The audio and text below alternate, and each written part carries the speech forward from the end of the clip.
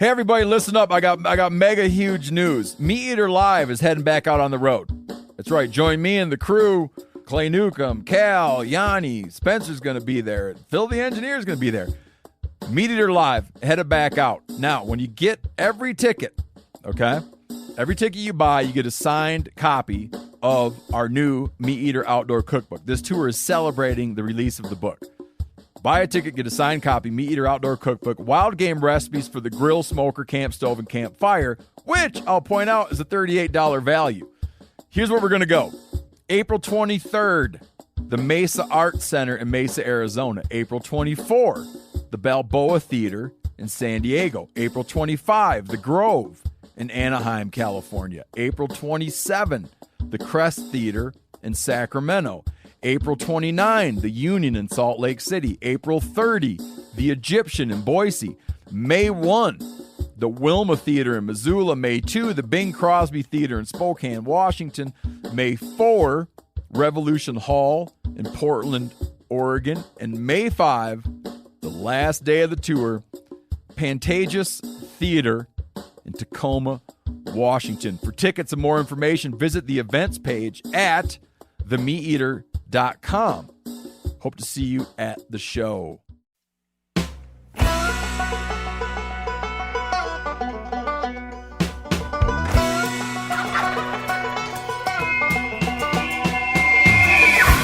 Welcome to another episode of Cutting the Distance podcast. I'm Dirk Durham, and today I have my good friend Bob Terwilliger. Happy New Year, Bob. Yeah, Happy New Year to you too, Dirk.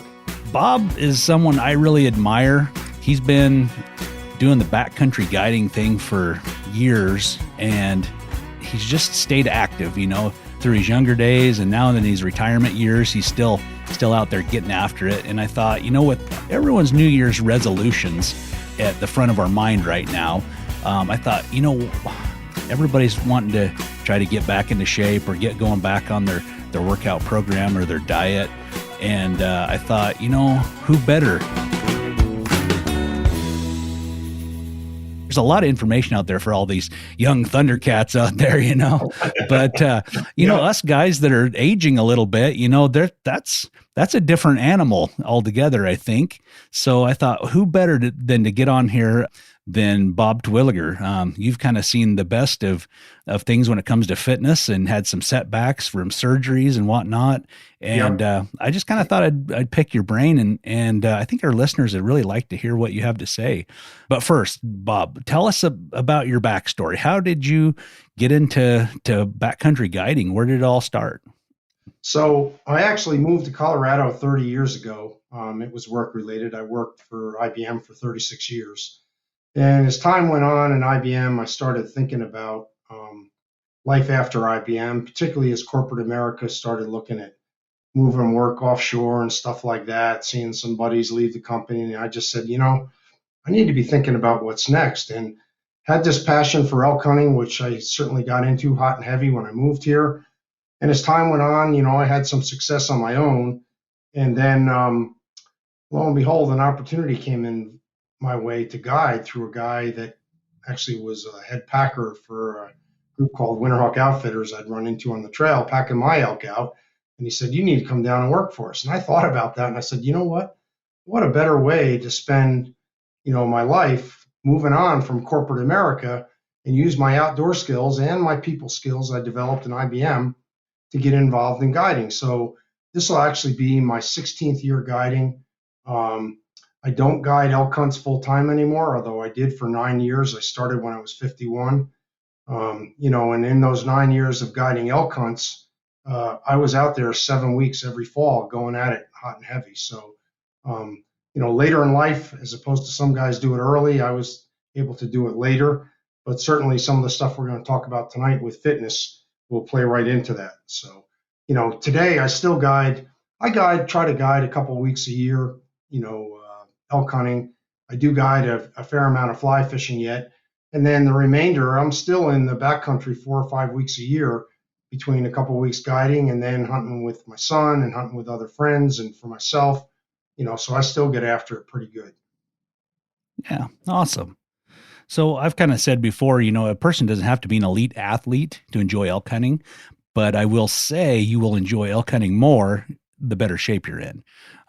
If you got a few extra pounds, you read a lot of internet forum stuff or a lot of stuff on Facebook. Guys are trying to be minimalists on their backpack. They're saving ounces here, there. They're cutting their toothbrush handles off. They're doing anything they can to save a little bit of weight on their backpack. Yet a lot of us carry around several extra pounds in the backcountry every fall, and I feel like if we tried as hard, reducing our body weight as much as we did our pack weight, man, we'd really be kicking some butt.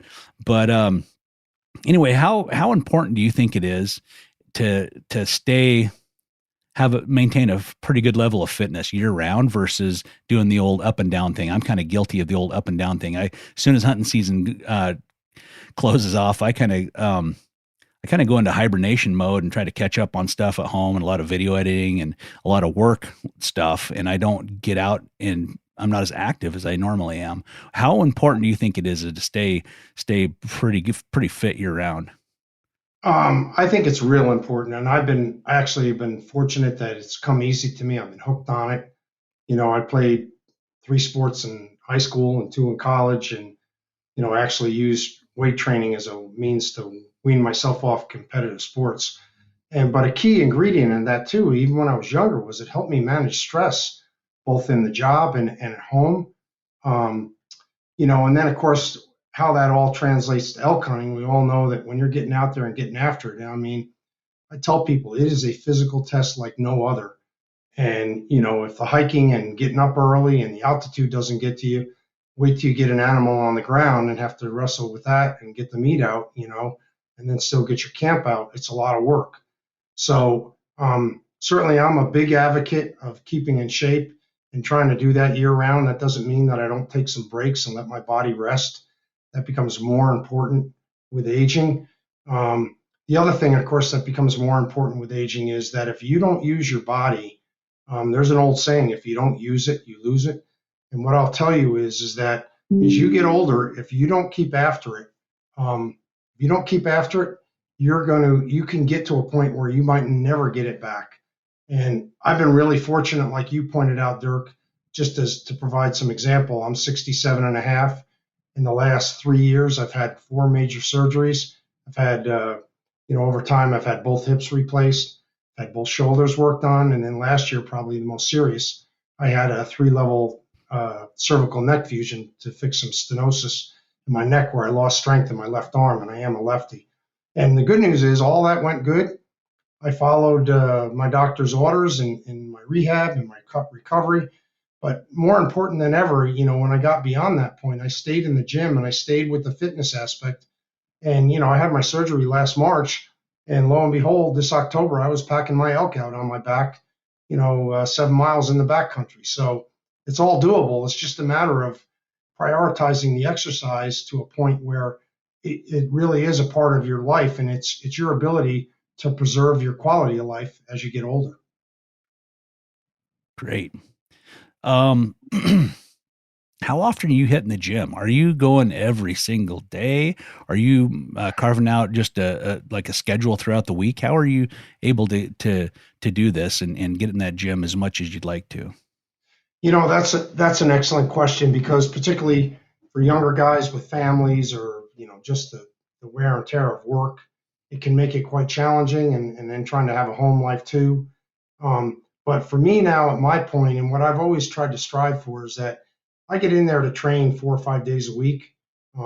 Depending on how my body's feeling, that's something we'll talk about, is that ensuring you don't overdo it. The idea is to get yourself in shape, not wear your body out. Like, I've pretty much done a good job of that, but the good news is they've rebuilt me and I'm still going.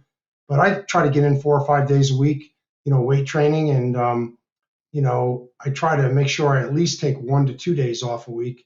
And within there, I do some cardio stuff too. But believe it or not, I don't do as much cardio as some people might think, and that's partly due to the way that I work out. I work out at a fast pace.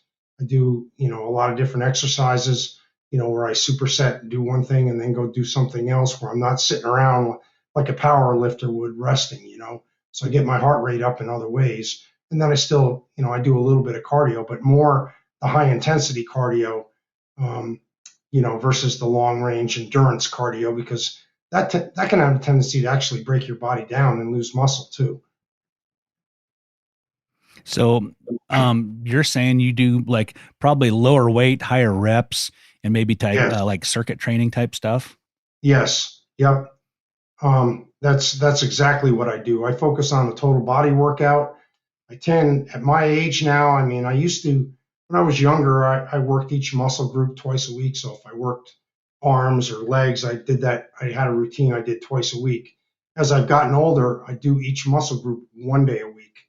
And what I like about that is it enables me to focus on some of the smaller stuff, particularly like in the shoulders, like your rotator cuff, rear delts, side delts, that kind of stuff, not just the stuff that looks good in the mirror from the front. Um, and then by working each muscle group hard 1 day a week, I'm getting, a full complete workout on that muscle group, but I give myself a week to recover before I hit it again. So, I'm very, very conscious that I don't want to overtrain, because that's how you develop inflammation. That's how you develop injuries. And, again, with aging, that's something you really need to be focused on. And even when you're younger, because you go at it hard, sometimes you just need to back off and let your body recuperate. That's really key to getting stronger, is allowing your muscles to recover. Well, I've seen some pictures of you back when you were a young buck, and they're pretty impressive. You're pretty impressive. Yeah. You're kind of a specimen, and I've seen some pictures of you these days, and you're still kind of a specimen.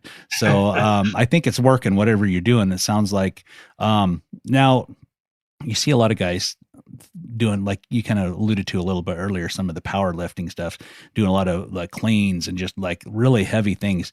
Do you I almost feel like you have the take on it, like, man, maybe that isn't as beneficial because you could really hurt yourself in some of those. Absolutely. Yeah, absolutely. And probably the one thing I should have said in the beginning, I'll say, is that I've had some really good help over the years. Probably number one is my son, because I'm not a certified nutrition, I'm not a certified trainer, but I've been working out a long time with my athletics. And my son actually has a degree in high performance sports training and kinesiology. So a lot of the information that I'll talk about here, is courtesy of him. But you're right, some of those exercises and the real heavy weight, you put yourself at risk. And, one of the things that I like to say to younger guys is that, particularly because we're all younger, I did it. You're trying to do really Superman heavy weight. A lot of times you can do it, and you think you're getting away with it, but things that you think you're getting away with later in life have a way of showing up. So you really need to really keep that in mind. And the other thing I'll say is, it relates to exercises. As you get older, some of the more things that you did when you were younger that I would call higher risk exercises, you need to find other ways to work those muscles in a means that's lower risk. So, for example, a great example of that is that one thing that God has always blessed me with is good legs, which plays real key into elk hunting. I used to do a lot of squats. I could do heavy squats, traditional barbell squats. Well, I don't do those anymore. My body's not going to take that. But what I do is, I'm fortunate, the gym I belong to, they have a machine called the Rogue Belt Squat. So the belt actually goes around your waist, and you're really pulling with your waist, and you get the leg strength training benefits that you get from squats, but doing it in a means that's a lot lower risk. Another one I would talk about is deadlifts. Deadlifts, a lot of guys can deadlift a lot of weight. Well, as you get older, and particularly you try to crank that weight up, you can easily strain your back. There's other ways and machines that you can use to do some of the same stuff. Cleans is probably another great one. If you're going to do cleans as you get older, stay light, because that body, that heavy weight jarring it will compress your joints, and sooner or later, it's going to show up, and it's going to impact your ability to do what you want to do. So kind of give us some, so you said you don't focus too much on cardio. Do you ever do any rucking? What do you think about rucking, to get in shape for elk hunting? I'm not sure what you mean by so throwing a backpack on with a certain amount of weight, maybe 40 pounds in your pack, 60 pounds in your pack. I do a lot of that. That was one of the things I like to do, is that typically, as and sometimes here in Colorado, we get off and on, we get breaks in the weather all winter. So I will throw a backpack on, maybe 20, 25, 30 pounds, and I'll go on like a 3 or 4 mile hike, up and back and push it. I'm not out there trying to do 7, 8, 10 miles. I don't need to do that because all I'm going to do is wear myself down. I want to try to build myself up so that when elk season comes around in September, I'm just hitting my peak. So then I can really get after it. I don't want to be worn out when September comes. I want to be ready to go. But no, that's a good one. One of the other ones that I like to do where I can get my heart rate up and I keep the weight light so I can really, almost sprint when I'm doing it. But I do a lot of sled pulls, both up and back. It works on power in your legs, but it gets your heart rate up good. If you got a buddy and you just kind of alternate back and forth, and if you got a decent place in your gym or somewhere to do that, you'd be surprised you get your heart rate up really good just doing stuff like that. Rowing machines probably one I like to do if I'm indoors as well, because it's total body, and I find I can get my heart rate up really quick with that, as opposed to some of the stationary bikes. I mean, these new bikes, where you're using your upper body and lower body, they're more intense. My problem with those, for an older guy like myself, the resistance is stiff enough that, if I do too much of that, it can get my knees aggravated. So I try to stay away from that. Right on. You ever do like the stair climbers? I know Jason Yes. Phelps is a huge, that's his kind of go-to cardio workout is, he's got a stair climber, and he'll send me pictures of him just drenched in sweat. He'll do it on his lunch break or whatever, and he'll climb 1,000 feet or whatever on a lunch break. And They're awesome. In fact, I'm going to tell you that, I used to, when I was younger, I was a much bigger guy. Now I go about 190 pounds. I'm back to my high school weight. And that's because we just can't maintain the muscle mass. But I was almost 220 when I was in my 30s and 40s, and I was every bit as lean. And I was addicted to running 10Ks. And the way I used to train for 10Ks was not running on the road, was using that stair climber. oh, wow. So, yeah, and I ran a 39:15 10K in the Boulder when I was like 39 years old, at 220 pounds. So the stair climbers, they definitely work. Definitely Yeah. work. Yeah, definitely. I've noticed that rucking or, throwing a backpack on, and especially if it's heavy, man, if you can do that before season, definitely leading up to season, it sure toughens up your shoulders. Cause I know on years I haven't done that. And the first few days of the hunt, man, my shoulders are getting tired. You're putting on a lot of Yeah. miles every day, and you're not used to carrying a backpack, especially one with, with all my gear. And I imagine I'd have to weigh it, but I bet it's at least 20 pounds with all my Easy. gear, with the water and food and everything included. And, like the first couple days, man, shoulders like, man, they're getting kind of tired. But I felt like if I've, the month or two leading up to elk season, if I've been active with a backpack, carrying heavy loads, I'll do a lot of, I'll put out trail cameras, and I'll put some salt out, just to draw an animal there to get to see what there is on a camera, and in Right. some pretty nasty country and through the summer. And I really love that. And it's a great workout that I really enjoy to do.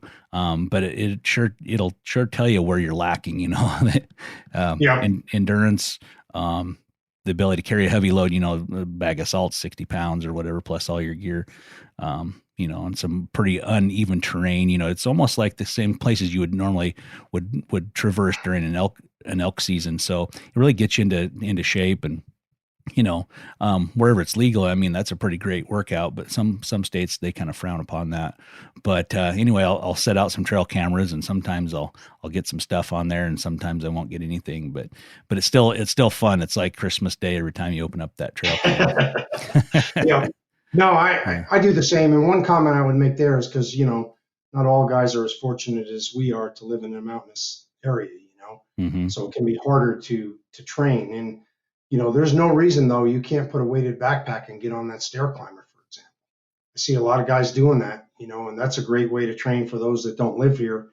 I also try to do, at least 2 backpacking trips during the summer with my son, where it's kind of combo, where I'm doing some backcountry fly fishing, but also doing some scouting.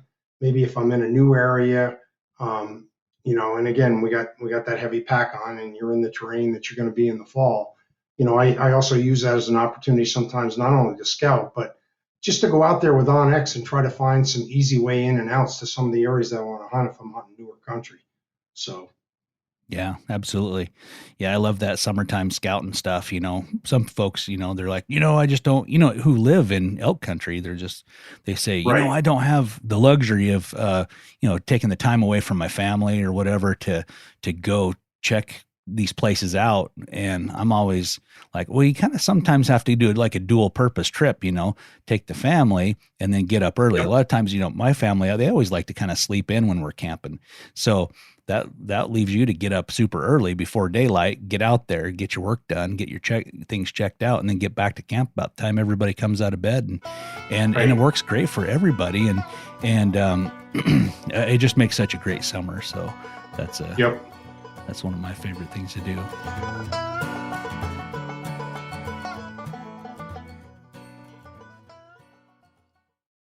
Hey everybody, listen up. I got mega huge news. Meat Eater Live is heading back out on the road. That's right. Join me and the crew. Clay Newcomb, Cal, Yanni, Spencer's going to be there. Phil the engineer's going to be there.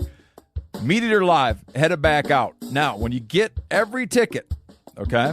Every ticket you buy, you get a signed copy of our new Meat Eater Outdoor Cookbook. This tour is celebrating the release of the book. Buy a ticket, get a signed copy, Meat Eater Outdoor Cookbook, wild game recipes for the grill, smoker, camp stove, and campfire, which I'll point out is a $38 value. Here's where we're going to go. April 23rd, the Mesa Art Center in Mesa, Arizona. April 24, the Balboa Theater in San Diego. April 25, the Grove in Anaheim, California. April 27, the Crest Theater in Sacramento. April 29, the Union in Salt Lake City. April 30, the Egyptian in Boise. May 1, the Wilma Theater in Missoula. May 2, the Bing Crosby Theater in Spokane, Washington. May 4, Revolution Hall in Portland, Oregon. And May 5, the last day of the tour, Pantages Theater in Tacoma, Washington. For tickets and more information, visit the events page at themeateater.com. Hope to see you at the show.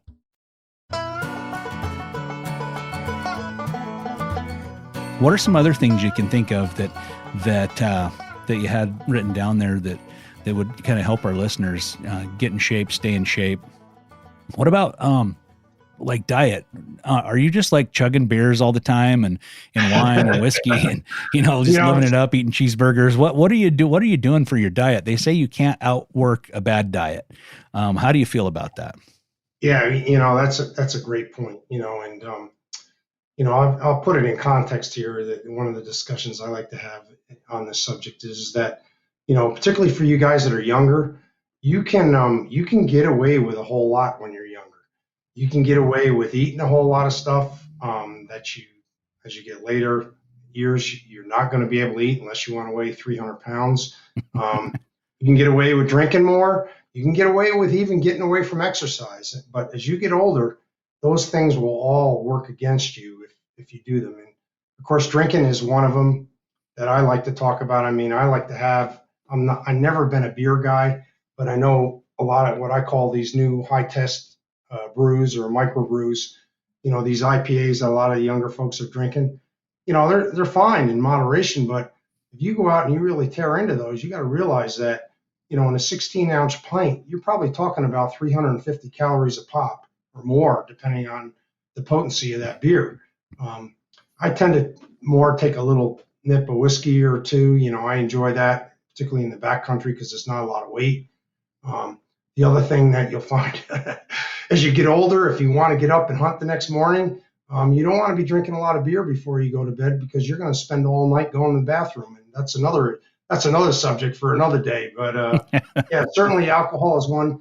Diet's another one. I mean, I'm going to tell you, I eat well, but I try to eat balanced. I try to make sure I take in enough protein.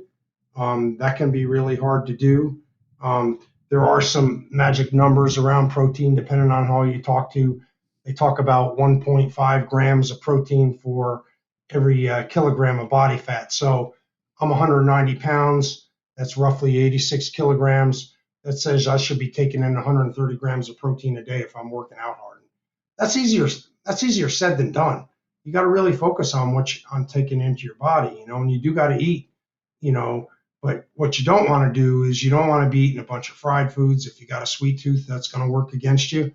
Those are just empty calories that are going to, work against you in the long haul.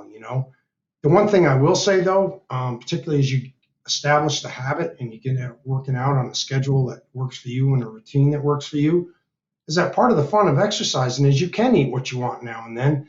And I strongly encourage cheat days, or when you go on vacation, you're going to splurge a little bit. I mean, that's called living.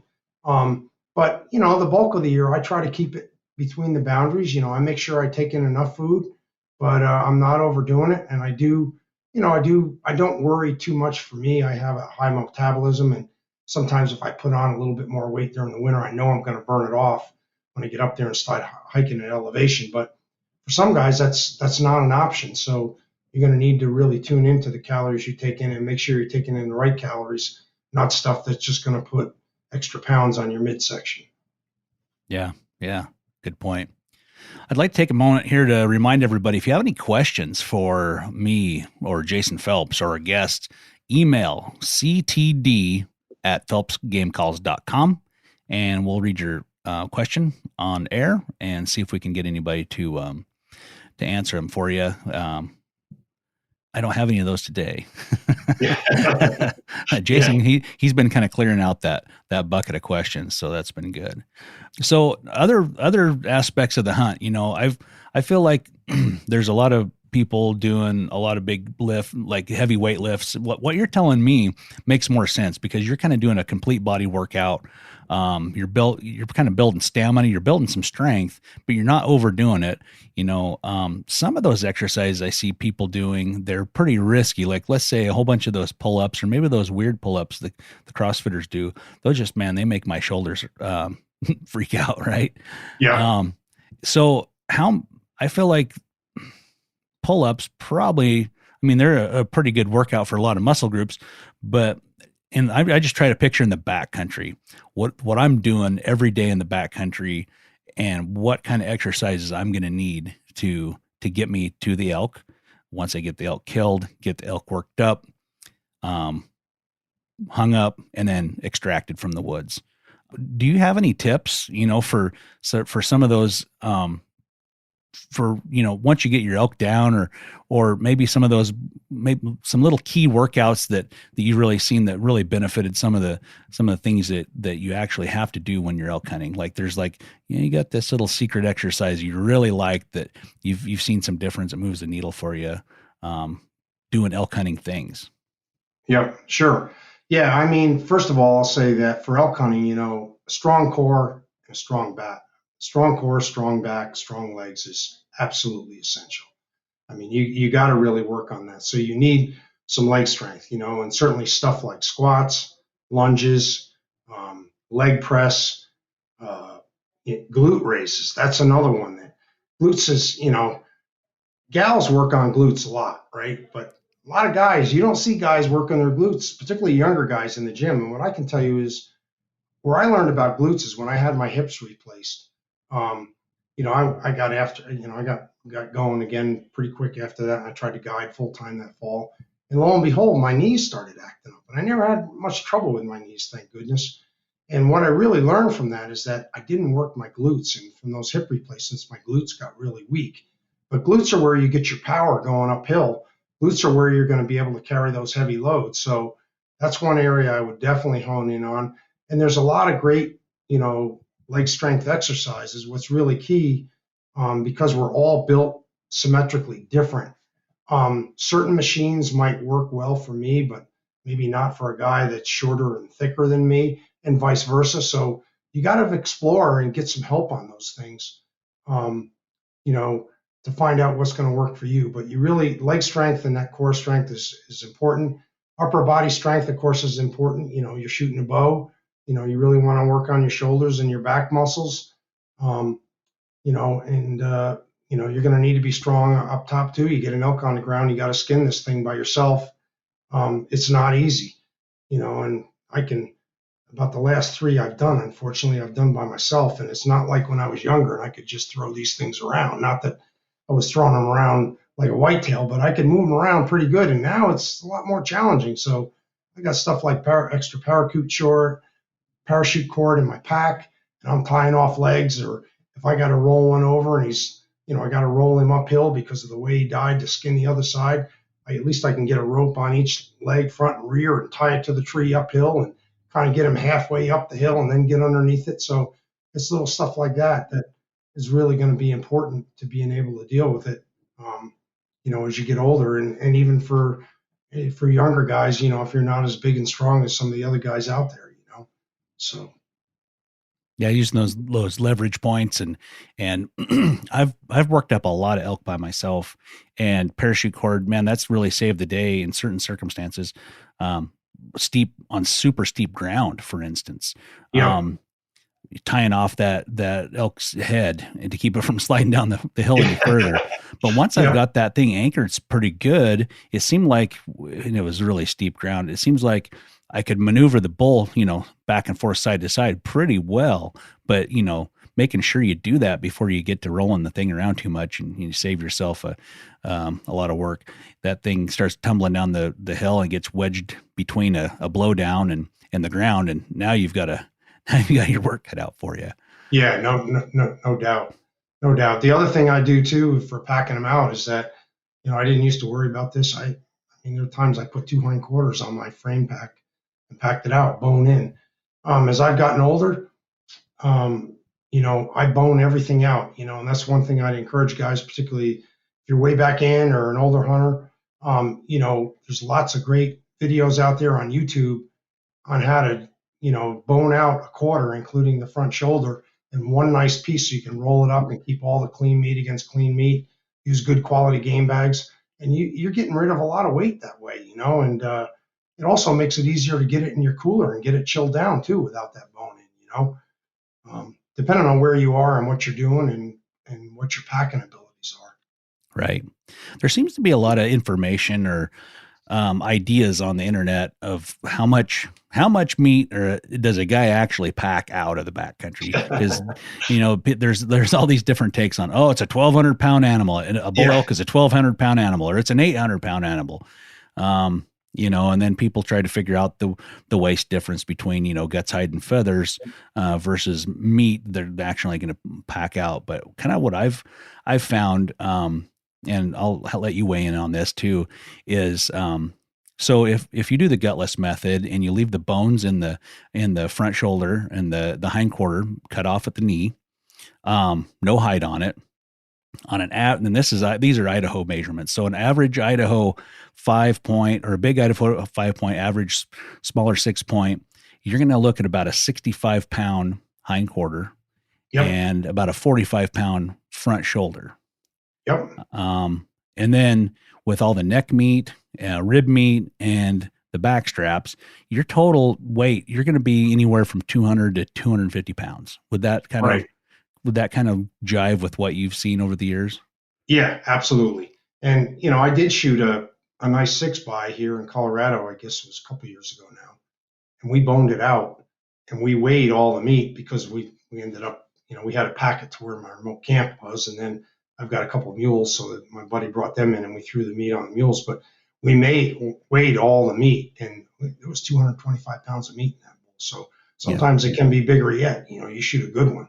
Yeah, so, just pure. But I'd say your numbers are right on. That 65 pounds is about average for a hind quarter, and front quarter, depending on if you got the neck meat and the flank meat all attached to one piece or one. But 45 pounds is definitely in the ballpark. Right. And then I think a lot of people kind of get caught up in like, man, you got to pack all this meat out, right away before it gets spoiled. And I don't know if I can do it. And, because they start thinking about that 250 pounds, or maybe they've heard other people say, you're going to have 300 or 400 pounds of meat to pack out, which maybe on a giant, like the biggest bull in the world, I don't know. You have to look at like what a big Shiras moose, weighs here in the lower 48, you get too much, you get to inflating the numbers too much, and you're looking at how much a moose weighs, right? Of how much meat a moose is going to have on it. But honestly, I think it's very doable. Like let's say you had that 65-pound hind quarter, you cut out all the bones, you've probably dropped, what would you say, 15 pounds of bone out of that thing? Oh yeah, easy, easy. Yep. Yeah. So, Yep. so you subtract that out. Now you're getting down into a pretty manageable load. And like you said, you've packed out a lot of 2 quarters at once. I've done that too. Yep. And it's a lot. It's a lot of weight, A lot. Yeah. but this isn't a race, like a speed race. This is a marathon. You have to finish this race. I always tell people, you got to finish this race. So don't try to overdo it. Temper your expectations. Like, okay, what can I carry comfortably where I can go out, make another trip back, go out, make another trip back, go out. Maybe that's 40, 50 pounds of load, Right. And during your training sessions, you've been carrying a 40 or 50 pound load out in the summertime. And it's like, well, yeah, I can do that. It's heavy or whatever. And it's a lot when I get on the steep stuff, but I can do that. And you're not going to kill yourself. I think some people kind of they try to do too much. Maybe the first trip, they're like, oh, I don't want to have to pack too many loads here. And maybe they kind of fizzle out on that first load and trip. And then it becomes a really bad experience. Absolutely. I fully agree. The other thing it can be too is, as you will understand, Dirk, it can be a safety issue too. You're back in there a long ways, and if you trip and fall and you're stepping over blowdowns and whatever, and get into the trail it takes you down to where the trailhead is or where you're hunting out of. I definitely like to use trekking poles. I never did when I was younger. Once in a while, I'd pick up a walking stick, but I felt like I didn't need it because I could just power through it. But with age, I use trekking poles every time because on steep faces, you get wet, slippery snow, anything like that. It's going to help. And the trekking poles actually help take some weight off your lower body. And then the other thing that helps nowadays too is that these new backpacks carry so much better than those old freighter frame style ones that, you talk about digging into your shoulders, those things would kill you, and digging into your hips. But there's so many good backpacks on the market now, and it's a matter of just finding one that fits you right and fits your budget. Even if you buy it used, you don't have to buy new. There's a lot of good stuff out there on eBay or, Facebook Marketplace, wherever. You'll find that those are going to help you out quite a bit too. So.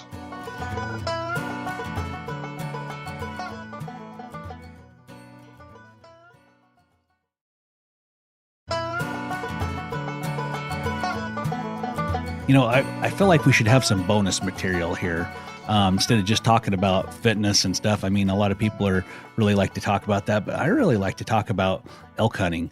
So tell us a little bit about guiding elk hunters.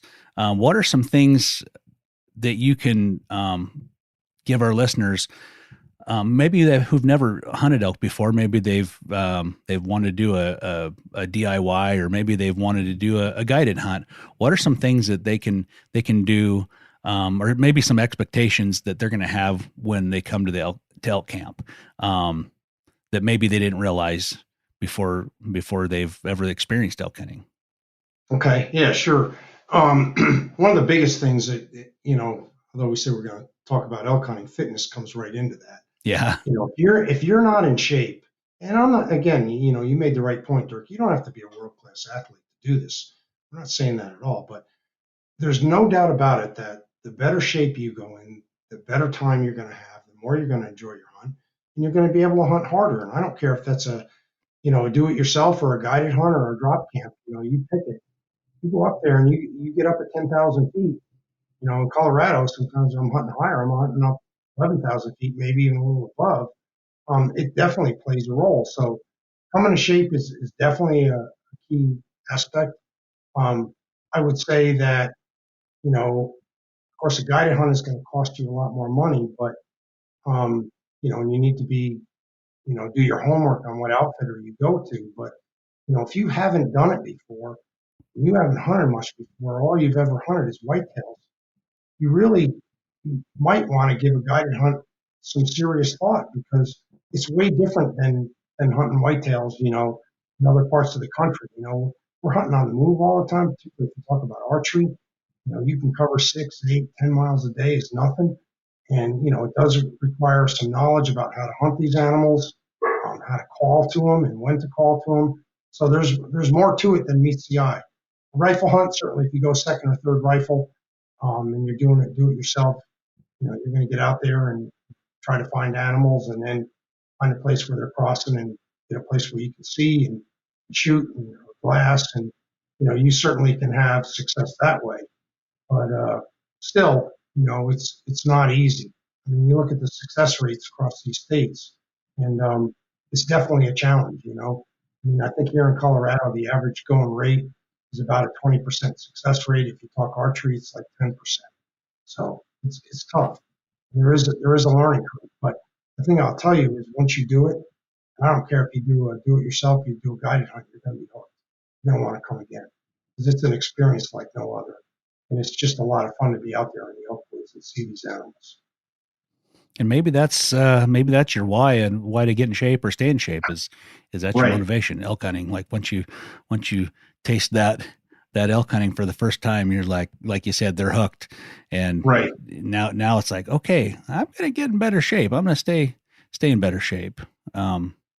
So here's one. Let's do calling. So you do a lot of archery, elk hunting, whether it's you and your son or with clients. Yeah. When you guys are calling in bulls, do you guys separate? So your caller shooter scenario, and how far in between the caller and the shooter do you guys normally set up?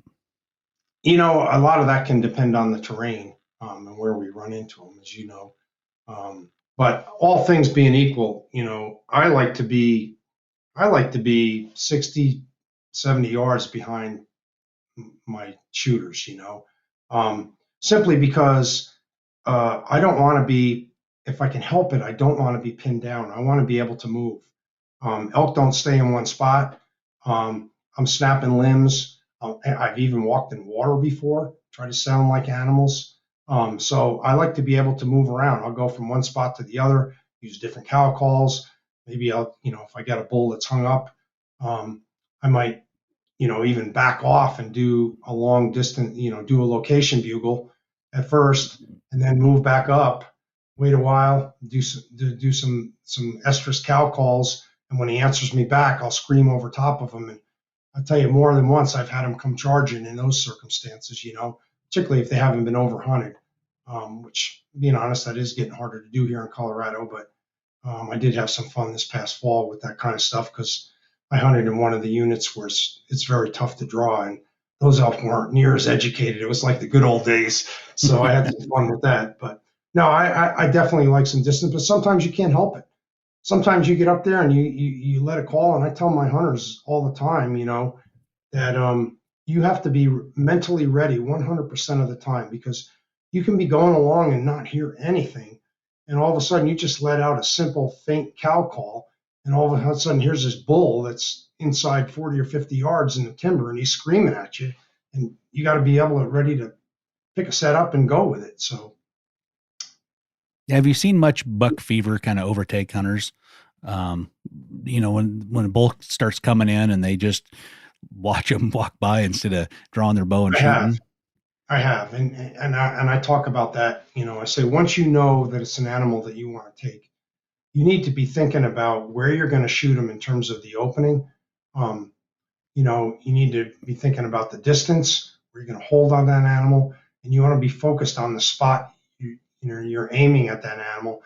And don't be looking at his horns. Don't be thinking about how he's going to look over the mantle of your fireplace, because those are all recipes for a miss, or maybe to not even get the shot off.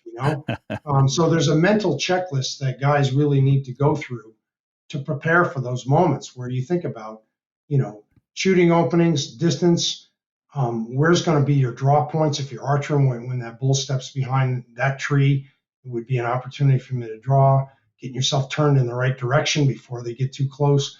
All those kinds of factors you need to be thinking about in advance. And I really encourage guys to think about that before they even come on their hunt, and think about it when they're out there in the field practicing, because what happens is when you get in the spur of the moment and that bull is screaming, and there's steam coming out of his nose, if you're fortunate enough to run into those, your heart's going to be pounding out of your chest, and you want to be able to just, where it's muscle memory and you're not having to think through that stuff, because you may not even get the shot off. And Lord knows they don't give you much time. it's seconds. It's not a long time in most circumstances, particularly in calling situations. I think that visualizing um, is very key in your visualizing success, right? And you're visualizing Right. big. I always tell any of my friends that we're hunting together, especially if they're pretty new at hunting, I tell them, don't just think this is going to be some raghorn bull that's coming in. Maybe he has a wimpy bugle or Yeah. whatever, but I've always kind of like try to temper my expectations. I think it's going to be a big one. This is going to be a Yep. really big bull. How am I going to keep my crap together? Like, okay, I'm going to focus on all the things you just said. That's the same things I focus on. Okay. Right. Where is that bull going to walk out? Where am I going to draw my bow? Where am I? I'm going to have to pick a spot, am I holding before I draw my bow? Am I holding my bow right? Right. I've got to make sure my hand placement's right on the bow. I pull it back, level my bubble, make sure my string's on my nose at my anchor point. I'm looking through my peep sight, making sure the peep sight and the sight housing are centered, and then Yep. finding the target. How far was he? Because I already arranged everything. Okay, put the pin on there. Okay, and then don't just hammer the trigger. Make a good controlled shot. See, it sounds like a lot, and when it works, it seems like, man, that was Yeah. easy. And when it doesn't work, you feel like, I'm never going to kill an elk. One thing I see on folks who, because I watch a lot of YouTube videos, I love elk hunting. I like to watch a lot of other people's hunts, and one thing I see a lot of folks do is they draw their bow way too early. Mhm. And I'll be watching the video. I'm like, and the guy, the first appearance of the bull, like, and he's a ways out. Man, they Right. rip that bow back, and I'm like, no, don't Yeah. don't No. do that. Well, it's interesting you said that, because you touched on two things there and I preach this to clients all the time. I preach it to my son, that YouTube is such a great tool for so many things in life, but with elk hunting in particular, watching guys like you, Jason, Jermaine Hodge, you know, and these YouTube videos where guys hunting elk, watching how they handle setups and shooting information, the born and raised guys, you can learn so much about when to move, and really visualize their thought process as to when they draw, when they shoot, when they don't shoot. There's so much to be learned just by watching those videos. It's entertaining to watch them because you want to see somebody kill a big bull, but there's a heck of a lot to be learned just by watching how other people react to those situations. Yes, when I very first started elk hunting, I didn't have my dad. He didn't archery elk hunt. He was against it. He's like, oh, them damn bow hunters. That was his take on bow hunting, right? And I was telling him, I'm like, I'm going to shoot a bull elk with a bow, and he's like, you can't do that. That's like such the most unattainable thing. But then I watched these videos, and these guys did it, But and I watched these videos over and over and over. Back then, it was these old VHS videos, and they're so terrible quality. But what one of the big takeaways was I watched was elk behavior as bulls came into the setup, body language, demeanor, their eyes, those kind of things. Once you've been in that red zone enough, or you've watched enough videos to watch what bulls are going to do and how they act. Are they coming in alert? Are they coming in mad? Like they have their head down. They're not really alert for, like, they're not looking for danger. They're coming in to fight. What is that bull's demeanor? And when I have a bull coming in, that's going to dictate when I'm going to draw my bow, right? Yeah. I typically draw mine at the last possible second. I look at where I see the bull coming, the very first glimpse, I see him coming, and I'm trying to figure out his path to where, okay, he's heading towards an opening. At what point do I need to draw my bow to where I don't have to hold it for 2 minutes? I'm going to have to pull it back. He's going to walk into the opening, and then I'm going to stop him and shoot him. And stopping him too, that's a really big thing, is getting that bull stopped. You don't want to shoot that bull when he's walking. Right. You want to get him stopped that way, because when a bull, if he's walking and he's taking a step, and if you're not following through with your swing on your shot, You can shoot 6, 8, 10 inches back further than you really Right. wanted to, just because the amount of movement in a bull elk step. And you could go from a good hit to a gut shot real easy. So, and it's hard sometimes, sometimes people get caught. I've even got caught with my pants down. Don't even have a call in my mouth. Let's say I wasn't the caller. Right. Right. But any kind of a simple noise, you can do like the whitetail guys do, go, or make a little noise like that.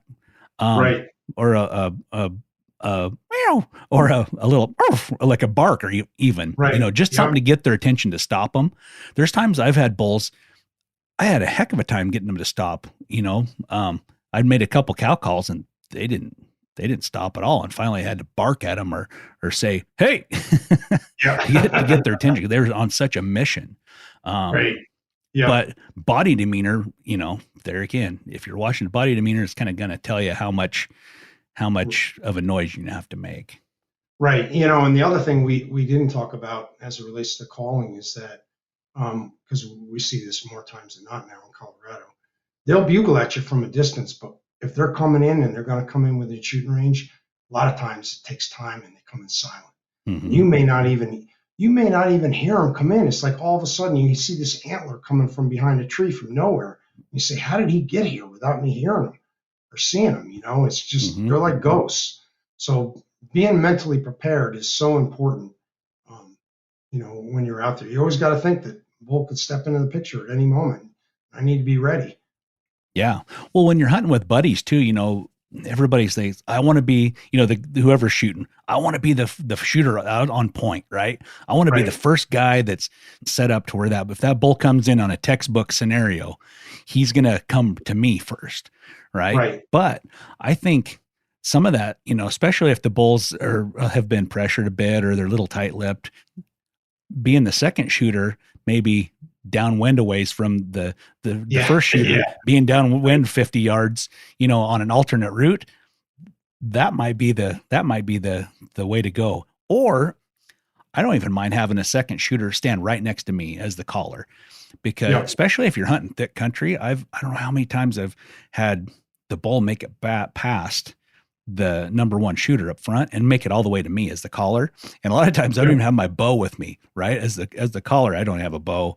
And the bull walks back to me and stands around, looks around. Like, dang it. If I'd had another shooter here or if I'd had my bow, I could have smoked that thing. But the setups are so incredibly important. I feel like a lot of folks have a lot of really good luck calling elk up to a certain point. And if their setup isn't dialed, that's where everything just kind of falls apart. And it falls apart for me too. It's not like I'm not some perfect expert or something. It falls apart for me as well. But guys get nervous when they've heard them and they don't see them and they end up moving, and that kills more setup scenarios, I think, than any one thing is guys moving at the wrong time. Yeah. Go stand up there. You stand right there. Let me do the calls. I'll work the bull, get him across, and then nothing happens for a long time and the shooter moves. Right. But the whole time you're painting a picture as a caller, to where this bull thinks, okay, this is what's going on, and it's going to drag him through a certain spot. And man, if that shooter moves, it really makes it tough. Or, like you say, if the bull hasn't been calling a lot, if he's up there, the shooter's up there scratching his head and kicking dirt, not paying attention and moving around a lot, they can get picked off super easy. Yep, exactly. It's kind of hard to do though, standing in one place, especially if you're on steep ground. It's not easy. Pretty soon your ankles are hurting. Sometimes you get caught in positions where it's so darn uncomfortable, and you say, just hoping you'll be able to move soon, but you got to gut it out, Oh yeah. I've sat there it feels like an hour, but it hasn't been an hour, but man, my feet will be completely numb because I'm standing on a weird angle on a hillside. And I know if I move, I'm going to be nailed. I got to wait just a little longer. But it's that self-discipline, it's like, man, this sucks right now, but here in 10 minutes, it's not going to matter anymore. Right. Cause I'm going to either shoot this bull or we're going to be on the chase again. Yep. No doubt. Well, Bob, this has been great having you on here. I've always said when I grow up, I want to be like Bob Terwilliger. You're my hero, and I appreciate you coming on here, sharing your insight and your wisdom from all the years of just doing it out there. So, where can people find you on social media? Are you on social much? Yeah, I am. I'm an active user on Instagram, Bob T 756. I'm also on Facebook as Bob Terwilliger, and certainly any questions you have, be glad to help. Particularly you Asian guys, I've got a lot of experience with it, and I feel that I can offer you some tips. There's a lot of the young exercise stuff. Particularly the group oriented stuff like the CrossFit stuff. You need to keep in mind that that's a lot of that stuff is aimed at younger bodies, and us older guys need to find other ways to keep in shape, but do it in a way that doesn't break us down or get us injured. Because once you get injured, the hill back can be steeper to climb. So certainly feel free to use me as a resource. I'm here for you. Awesome. Well, thanks again. Happy New Year, and I look forward to seeing your adventures in 2024. Likewise, Dirk, and thank you guys for all your help. Really appreciate it. Always good talking with you.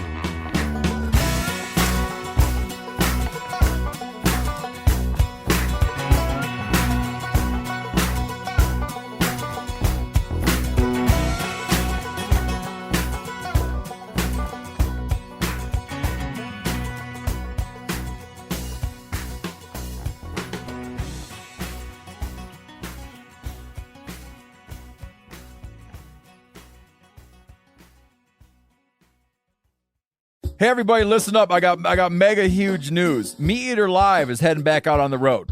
That's right. Join me and the crew. Clay Newcomb, Cal, Yanni, Spencer's going to be there. Phil the engineer's going to be there. Meat Eater Live headed back out. Now, when you get every ticket, okay? Every ticket you buy, you get a signed copy of our new Meat Eater Outdoor Cookbook. This tour is celebrating the release of the book. Buy a ticket, get a signed copy, Meat Eater Outdoor Cookbook, wild game recipes for the grill, smoker, camp stove, and campfire, which I'll point out is a $38 value. Here's where we're going to go. April 23rd, the Mesa Arts Center in Mesa, Arizona. April 24, the Balboa Theater in San Diego. April 25, the Grove in Anaheim, California. April 27, the Crest Theater in Sacramento. April 29, the Union in Salt Lake City. April 30, the Egyptian in Boise. May 1, the Wilma Theater in Missoula. May 2, the Bing Crosby Theater in Spokane, Washington. May 4, Revolution Hall in Portland, Oregon. And May 5, the last day of the tour, Pantages Theater in Tacoma, Washington. For tickets and more information, visit the events page at themeateater.com.